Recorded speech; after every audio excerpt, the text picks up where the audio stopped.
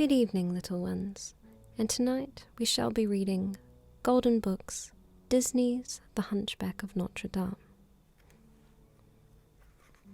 Adapted by Justine Corman and illustrated by Don Williams.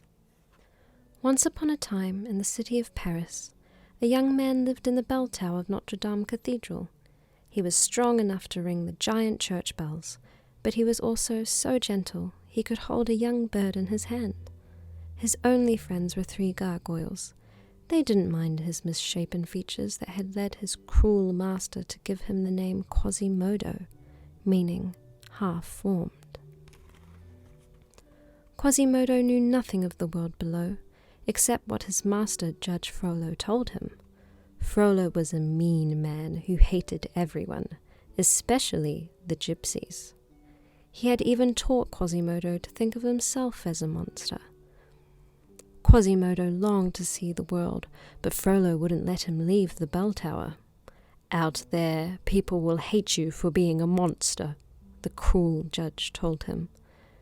This was Quasimodo's great sorrow, for he wanted so much to join the crowds in the streets of Paris. Once a year, everyone in Paris celebrated the Festival of Fools. On that topsy-turvy day, his gargoyle friends encouraged Quasimodo to climb down from the tower and join in the fun.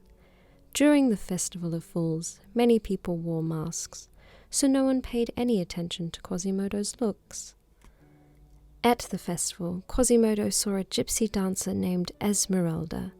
He had never seen anyone so beautiful, and neither had Frollo's newest soldier, Captain Phoebus. Then, before Quasimodo knew what was happening, he was pushed up on a stage where he was crowned the King of Fools. The crowd cheered and paraded him through the streets.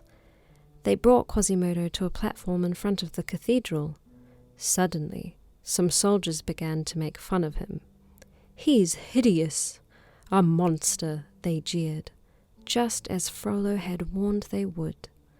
The crowd threw ropes over Quasimodo, so he couldn't get away. Quasimodo saw Frollo in the crowd. "Master, please help me," he begged. But Frollo refused. He wanted to teach Quasimodo a lesson. Gentle Esmeralda set Quasimodo free. "You mistreat this poor boy just as you mistreat my people," she said to Frollo. Then she tossed the King of Fools' crown at Frollo's feet. "You will pay for this," Frollo fumed. "Captain Phoebus, arrest her." But Esmeralda and her goat Djali sneaked into Notre Dame. Captain Phoebus followed them and advised Esmeralda to claim sanctuary. As long as she was inside a church, no one could arrest her.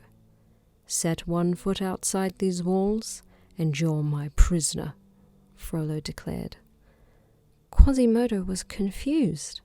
Frollo had told him all gypsies were evil, but Esmeralda was kind and good. She did not think Quasimodo was a monster. "Maybe Frollo is wrong about both of us," Esmeralda said. Quasimodo decided to help her escape. Very quietly, Quasimodo carried Esmeralda and Djali down the cathedral walls. Esmeralda pressed a special amulet into Quasimodo's hand. "Use this if you ever need help," she said. "It will help you find the gypsy hideout, the Court of Miracles." Then she kissed Quasimodo on the cheek and promised to visit him again. And soon she did, with Phoebus. When Esmeralda had escaped, Frollo was furious. All the gypsies suffered as he tried to find her. Only Phoebus was brave enough to refuse to harm them, and he was badly wounded for defying Frollo. "Please hide Phoebus here until he's strong again," Esmeralda pleaded. Quasimodo could see that Esmeralda loved the handsome soldier. He wished she loved him instead, but he agreed to keep Phoebus safe in the bell tower. Djali bleated a warning, and Quasimodo saw that Frollo was coming into the cathedral. "You must go," he told Esmeralda. "Please promise to keep Phoebus from harm," Esmeralda said before she hurried away. "I promise," Quasimodo replied. Frollo thought Quasimodo might know where to find Esmeralda and the other gypsies. "I know where her hideout is," he told Quasimodo. "I attack at dawn with 1,000 men."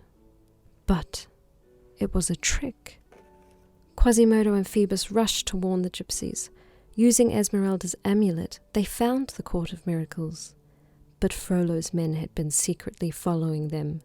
The hateful judge finally had caught up with all the gypsies. "Take them away," Frollo cried. Quasimodo fell at his master's feet. "No, please," he begged.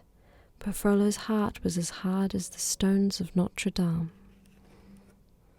The next day Quasimodo was chained high in the cathedral. In the square below, Frollo threatened to punish Esmeralda. "No!"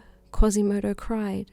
He strained at his chains until the tower shook, the bells rang, and the stones cracked. Then he scrambled down the walls to free Esmeralda. Quasimodo carried her back up to safety in the cathedral. "Break down the door," Frollo commanded. But Phoebus and the people of Paris would not let anyone hurt their beloved Notre Dame. The gargoyles also helped Quasimodo defend the church against Frollo and his men.